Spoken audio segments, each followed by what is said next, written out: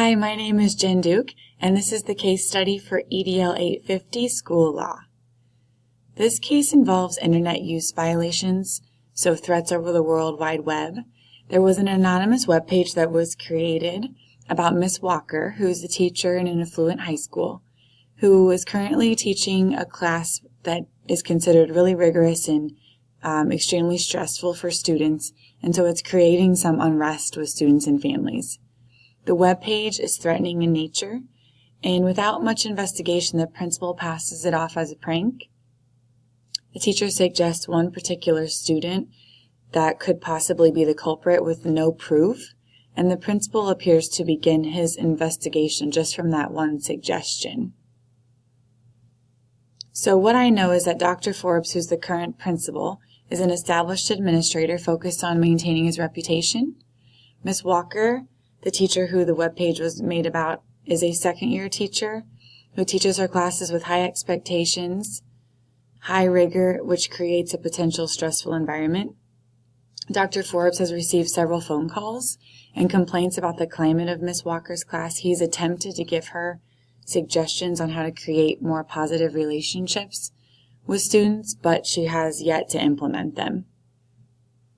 Miss Walker received an anonymous email on Sunday, linking her to a webpage that's all about her and her class, and it included vulgar words and a potential threat.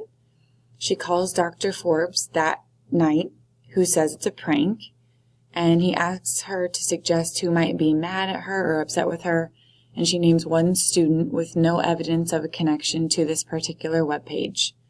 And Dr. Forbes says they'll begin with that student and his friends on Monday to see what they know and then go from there. So what I need to know is, how has Dr. Forbes supported Miss Walker other than offering suggestions for improving class climate before this incident?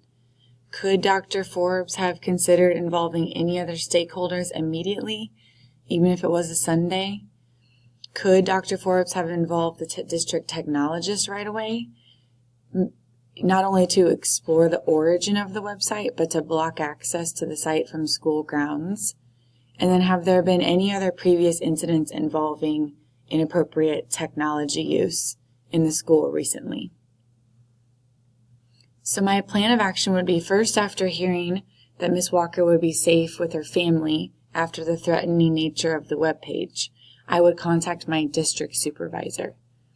Next, I would contact the district technologist, even on Sunday, to see if it were possible to determine the origin of the webpage and to have access to the page blocked through school filters. Then, if I were not able to confirm the origin of the webpage, I would be a visible presence in Miss Walker's class immediately on Monday morning to observe.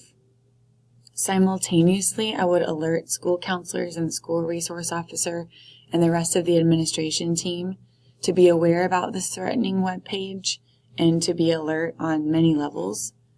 Then, in order to begin investigating the nature of the incident, ethically, professionally, and fairly, I would need to meet with every student enrolled in Miss Walker's classes to see if there were any information that I could sift out. And I would not single out a specific student or group of students without evidence to do so. And I would attempt to do this in the least disruptive way possible. If after these conversations there was no determination or evidence as to the culprit, as an administrative team we would be diligent in supervision and would be visible in Miss Walker's class for an extended length of time. And then last, I would continue my efforts to help Miss Walker keep her rigorous classroom academic expectations, but try to create a more positive, potentially less stressful environment for students so that they can be at their personal best. I would also consider putting my own personal reputation to the side to make sure that I was going to bat for her and helping her and supporting students and parents as well.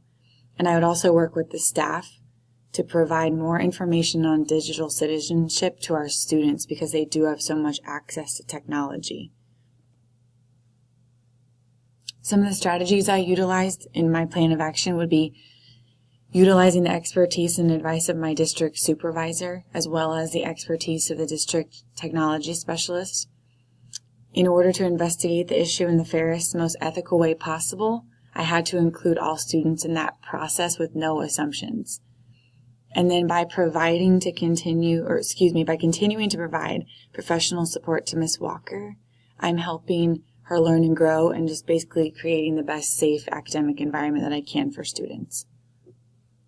The resolution is best for students because I handled it in an ethical and fair way, hoping to find the origin of the webpage, but if not, at least I dealt with students in an ethical and fair manner.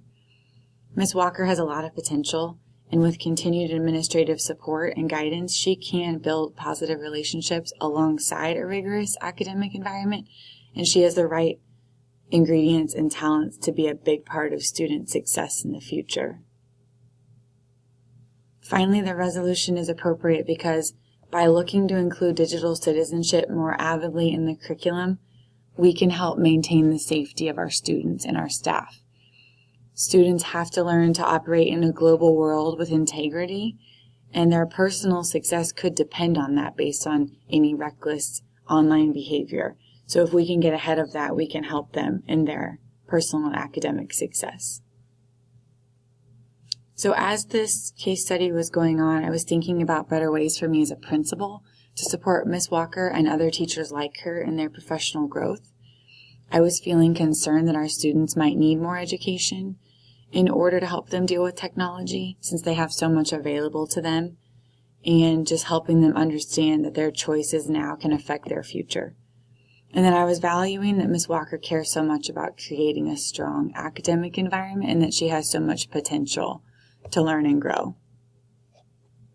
Some unresolved issues as part of the case study. If we're unable to find the culprit of the web page, how can we as a staff keep something like this from happening to a student or staff member in the future? Is there more that can be or should have been done to provide classroom support to Ms. Walker prior to this incident and after? And then in an affluent community where students have access to so much technology, how can we get ahead of that and explicitly work to keep our kids safe? So we were focusing on Standard 5. The building level administrator is an educational leader who promotes the success of all students by acting with integrity, fairness, and in an ethical manner. And in Component 1, I promoted the academic success of every student by attempting to provide professional support to Ms. Walker in order to help her improve her classroom climate, by being visible in Ms. Walker's class after the incident to keep students safe and to assess the environment, and by including digital citizenship more explicitly in the curriculum. Regarding Component 2, I adhered to ethical principles and professional norms by communicating with and looking for guidance from my district supervisor, by assessing the situation fairly and discreetly interviewing all students in Ms. Walker's class, and then not making an assumption that one particular student was responsible with little to no evidence. And regarding Component 3, I demonstrated personal and professional code of ethics by communicating effectively with other school personnel regarding the threatening nature of the webpage, by not making an assumption that one particular student or group of students was responsible, and by ensuring that Ms. Walker would be safe on Sunday night until we could determine the true origin of the webpage and the threats. Thank you for your attention, and I appreciate it.